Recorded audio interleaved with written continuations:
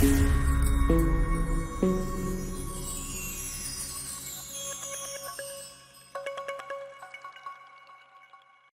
Young and the Restless Spoilers.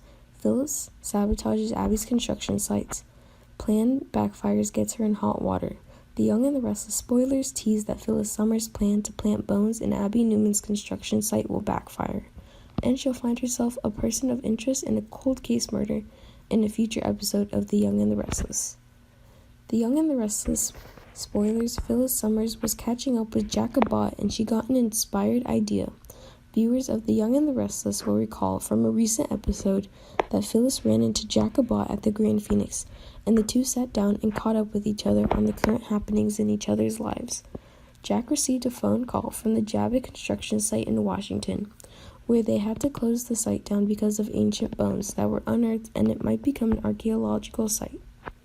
Phyllis asked if they were dinosaur bones, but Jack said he had no idea, and they had to be tested, and it might take weeks or months for the results of the testing to come back. That gave Phyllis an inspired idea on how to deal with Abby and sabotage her project, which is competing resort-style hotel across the street from the Grand Phoenix, and causing Phyllis's Grand Phoenix customers to leave because construction noise is going on nearly 24 hours a day.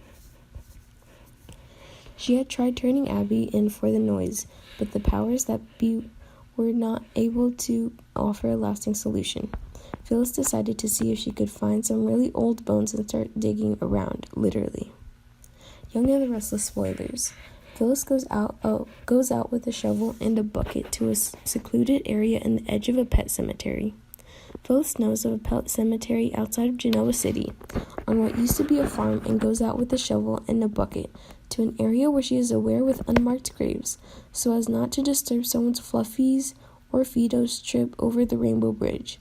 This area is the first part that was used where people tried to bury their dead pets, and at the time wasn't zoned for much purposes.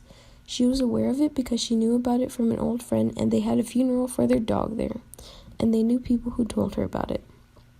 So she figures she'll dig up some old dog bones and plant them in Abby's construction site, figuring they'll just take as long as to be tested as the ones in Jack's property. She may not find fossils, but if it takes that long to be tested, at least it will buy her some time to get it shut down until she figures something else out. She also has some potted flowers along she plans to plant where she's been digging for bones to throw anyone off that might wonder who's been digging around in that pet cemetery.